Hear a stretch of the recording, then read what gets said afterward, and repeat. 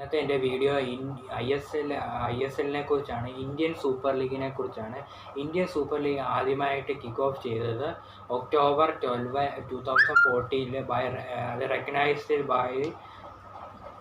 By the FC and FIFA അംഗീകരിച്ചത് and co support by all India football federation AIFFൻ്റെ കീഴിലാണ്.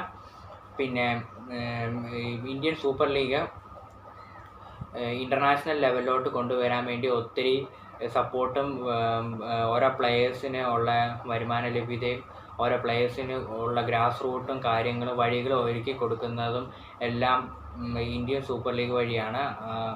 അതിൻ്റെ കോ പാർട്ട്ണറായ star India, Jio cinema, അങ്ങനെ പിന്നെ ഇന്ത്യൻ സെലിബ്രിറ്റികളെ അതിൻ്റെ അകത്ത് സ്പോർട്സിലൊക്കെ ഇൻവെസ്റ്റ് ചെയ്തിട്ട് കുറേ പൈസ ഓരോ ക്ലബിൽ ചെയ്തിട്ടുണ്ട്. അതുപോലെ 12 ക്ലബും 11 സിറ്റീസും 10